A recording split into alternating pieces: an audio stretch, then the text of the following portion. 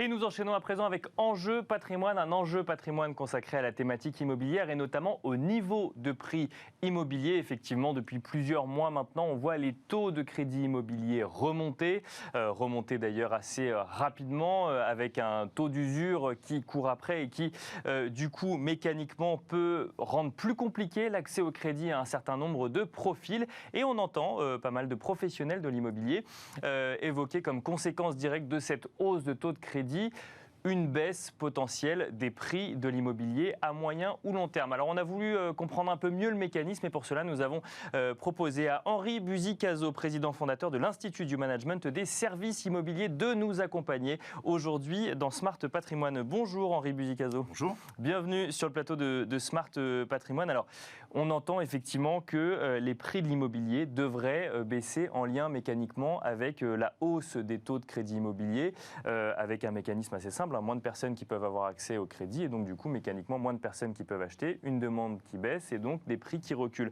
Est-ce que c'est aussi simple que ça aujourd'hui ? Je crois que ça va être aussi simple que ça et relativement violent. Après, l'ampleur de la correction des prix à la baisse, on va y revenir. Mais le maître mot, c'est la désolvabilisation des ménages. C'est-à-dire en clair, pour le dire très simplement, que vous ou moi, notre reste à vivre, lorsqu'on a payé aujourd'hui nos dépenses, notre capacité à acheter, tout ça est en érosion importante, probablement de l'ordre de 15% aujourd'hui. Pourquoi ? Alors, premier effet mécanique, tout ce que nous achetons, que ce soit l'énergie, l'essence, que ce soit le gaz, que ce soit les denrées alimentaires, a augmenté considérablement, donc on se retrouve avec moins d'argent. Et ça rentre dans le calcul de solvabilité auprès d'une banque. Ça entre déjà dans l'appréciation très simple des ménages qui se disent j'ai moins d'argent aujourd'hui, je ne vais même pas chercher à m'engager dans un projet immobilier, je ne vais peut-être même pas aller voir mon banquier. Bon, ça c'est le premier effet, il y a un appauvrissement des ménages tout simplement. Deuxièmement, il y a une fragilisation du fait de deux causes lourdes. La plus récente, c'est l'inflation des taux d'intérêt, l'augmentation des taux. La première, il faut quand même la rappeler, c'était ces critères prudentiels édictés il y a maintenant 2 ans, mais qui ont pris force de loi au 1er janvier, pas plus de 35% d'endettement pour un ménage, les fameuses normes du Haut Conseil de stabilité financière, une durée d'endettement qui ne peut pas excéder 25 ans. Bon, ça déjà, c'était contraignant. Et puis, il s'ajoute la hausse des taux. La hausse des taux, un seul chiffre. Aujourd'hui, on a pris 60 points de base, comme on dit, en 4 mois. 0,6%, on peut le dire simplement. Bon.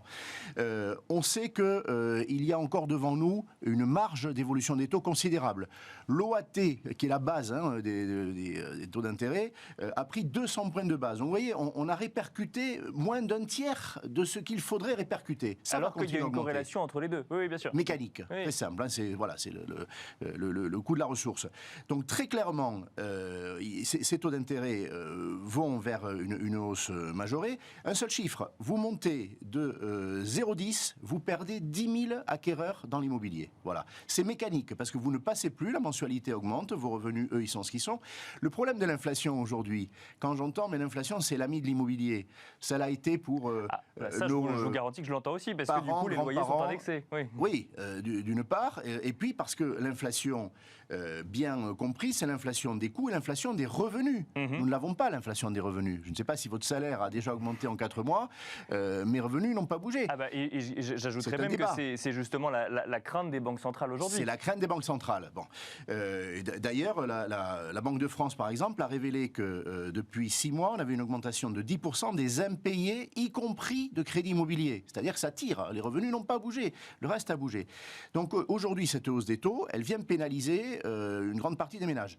Ce qu'on appelle la casse dans le métier de promoteur ou d'agent immobilier, c'est pas un joli mot malheureusement, mais il dit ce qu'il veut dire. C'est aujourd'hui un crédit sur 4 qui ne passe pas. Le dossier ne passe pas parce que le taux ne rentre pas dans l'équation du ménage.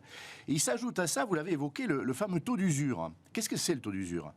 D'abord, c'est presque une exception française. Dans la plupart des pays de l'OCDE, il n'y en a pas. C'est-à-dire que les banques décident du taux maximum auquel elles vont prêter.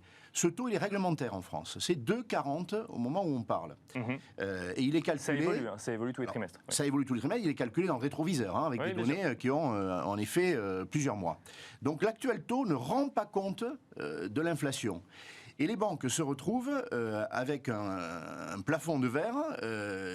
Elles excluent donc des ménages pour lesquels elles prêteraient au-delà de ce taux, parce que le coût de la ressource est celui-là, le risque que présentent ces ménages, à leurs yeux, vaut tel ou tel niveau de taux, on serait à 2,50, 2,60.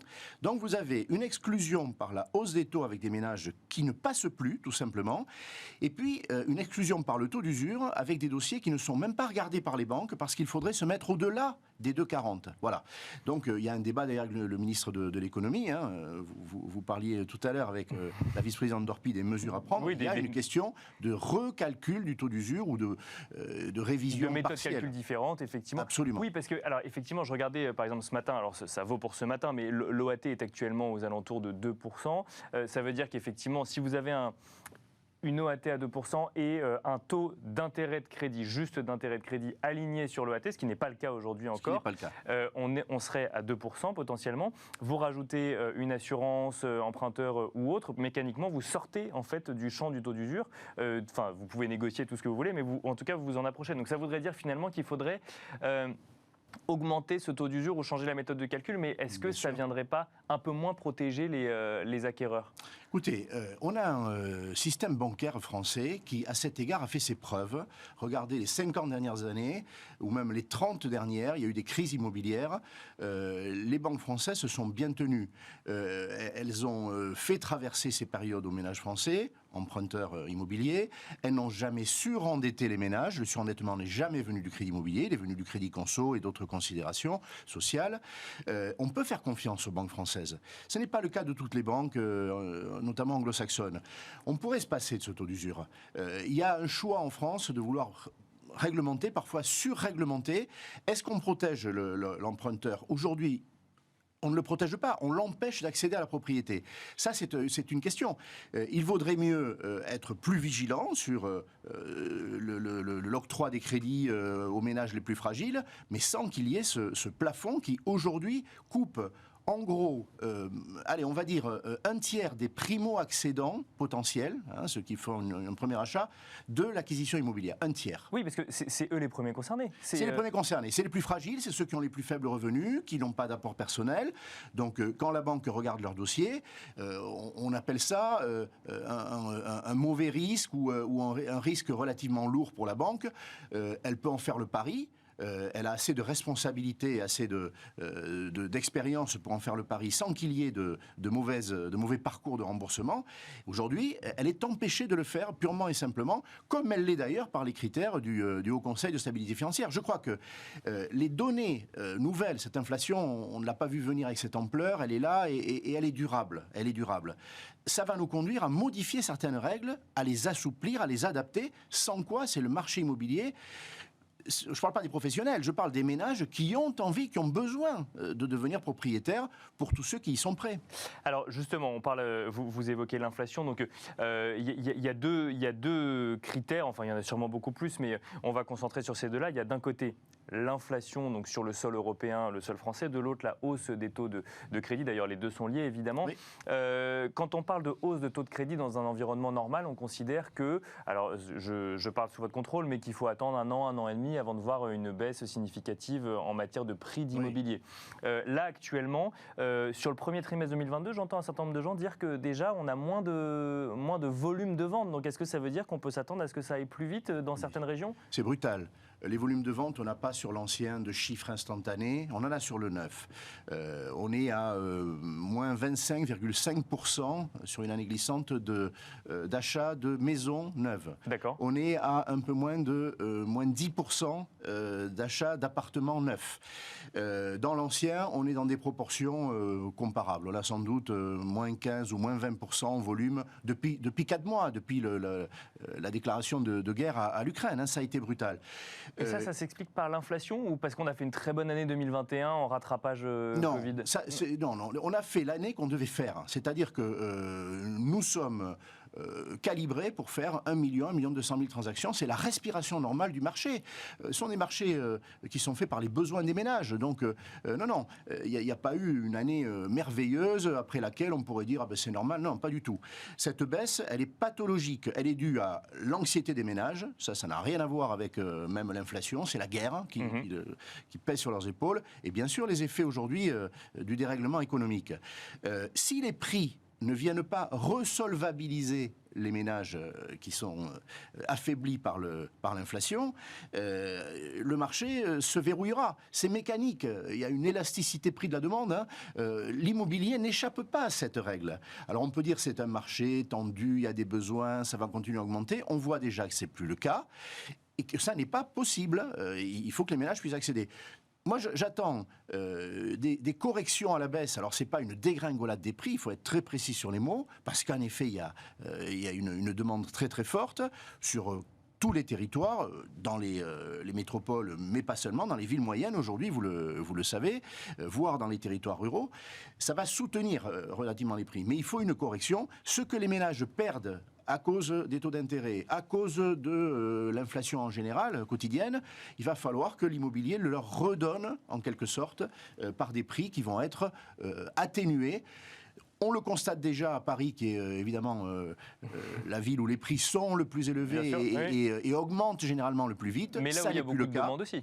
Où il y a beaucoup de demandes, et bien malgré cela, on le voit, c'est déjà le cas à Paris depuis quelques mois, les agents immobiliers le ressentent, c'est vrai dans beaucoup de très grandes villes, les 10 autres métropoles commencent à le sentir, et dans des villes moyennes où en plus, il y avait eu un effet rattrapage, depuis un an, on a eu des augmentations à 2 chiffres, c'est le cas du Havre, de Caen, d'Angers. Et donc là, ça devrait se calmer À tout le moins, le jeu va être calmé, et je pense même qu'il y aura un retour en arrière léger, oui. Alors, un questionnement quand même par rapport à ce que vous nous dites, c'est on a d'ailleurs eu sur le plateau de Smart Patrimoine la Fédération des promoteurs immobiliers qui dit qu'ils ont du mal à faire sortir des immeubles de terre. Est-ce que du coup, ce blocage sur l'offre nouvelle d'immobilier ou de logement peut justement avoir l'effet inverse que vous décrivez et justement faire en sorte que même s'il y a moins de demandes, s'il y a moins d'offres aussi, maintenir quand même le marché sous tension ?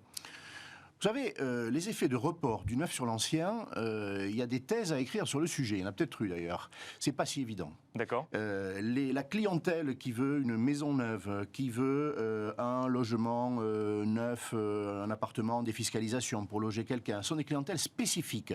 Le report sur l'ancien n'est pas considérable. Donc ça ne vient pas considérablement peser. Il est certain néanmoins que les besoins sont beaucoup plus importants que l'offre de logement ne l'est, qu'on parle de neuf ou qu'on parle d'ancien, les deux additionnés, et que donc le marché français sera toujours un marché soutenu par la demande. C'est pour ça que je n'imagine pas, je le dis aux propriétaires vendeurs, ce n'est pas une mauvaise nouvelle, quand je parle de correction à la baisse. Vous savez, consentir 5% de moins par rapport au prix qu'on avait souhaité et qu'on a confié à un agent immobilier dans le mandat, ça n'est pas grave.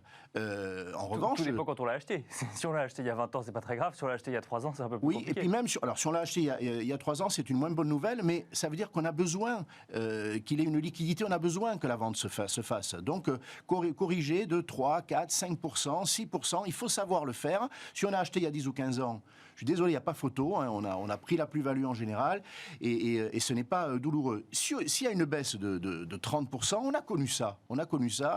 Voilà, moi j'ai connu la première crise en 91, on a connu ces corrections-là, de 30%. Je n'imagine pas ça. J'imagine en revanche un réajustement des prix qu'il faut avoir le courage de faire si on est un vendeur, qu'il faut avoir le courage de demander si on est un mandataire, un agent immobilier. Ça n'est pas facile, ça n'est pas la meilleure nouvelle à annoncer à un vendeur, mais c'est le marché qui veut cela. Henri Buzicazo, il nous reste encore 1 ou 2 minutes. Si jamais le gouvernement vient à revoir la méthode de calcul du taux d'usure, par exemple, est-ce qu'on peut considérer que ça va donner une respiration au marché immobilier qui continuera sur la même dynamique, ou de toute façon il faut s'attendre à une correction dans un contexte où les prix augmentent sur tout ce que l'épargnant peut avoir à acheter? Cette correction, on l'aura. Ce que le gouvernement pourra faire pour faciliter néanmoins un marché qui va souffrir, parce que les ménages vont souffrir, sera bienvenu. On peut imaginer une révision du taux d'usure, vous avez raison. On peut aussi imaginer, il faut peut-être repenser à la déductibilité des intérêts d'emprunt. On avait connu cette mesure, D'accord. et puis elle est devenue inutile avec des taux proches de zéro. Donc on déduit les intérêts de son emprunt de ses impôts. Absolument, on a connu cette mesure à plusieurs reprises au cours des 40 dernières années, mais le plus récemment, alors que Nicolas Sarkozy était président de la République, hein, on se le rappelle, ça a été une mesure qui probablement l'a aidé à être élu d'ailleurs, elle a plu aux Français, elle est devenue inutile. Aujourd'hui, elle redevient utile. Si on peut atténuer la facture fiscale des ménages qui vont s'endetter, eh bien on leur redonne aussi indirectement du pouvoir d'achat et de l'oxygène. Si jamais, parce qu'effectivement l'inflation sur le sol européen, et pas que d'ailleurs, est essentiellement due donc aux matières premières et notamment aux matières premières énergétiques, est-ce que ça veut dire que par exemple l'immobilier des villes devrait mieux résister que l'immobilier de campagne, puisque il y aura le sujet du prix de l'essence qui rentrera en compte? Vous avez raison. On va voir des impacts différenciés sur les territoires, notamment parce que ce que les ménages doivent payer pour vivre n'est pas du même niveau, en particulier à cause des déplacements. Vous avez tout à fait raison. Et ça, on l'avait un peu perdu de vue avec l'engouement pour ces territoires où on vit bien. Hein, la Covid a détourné le regard vers ces territoires-là. Il reste que ces territoires exigent des dépenses d'énergie qui aujourd'hui sont quasiment insupportables aux ménages. Oui. Merci beaucoup Henri Buzicazo d'être venu sur le plateau de Smart Patrimoine nous détailler donc votre expertise en matière d'immobilier. Je rappelle que vous êtes président fondateur de l'Institut du Management des Services Immobiliers. Merci à vous également de nous avoir suivis et je vous donne rendez-vous demain à 13h sur Bismart pour un nouveau numéro de Smart Patrimoine.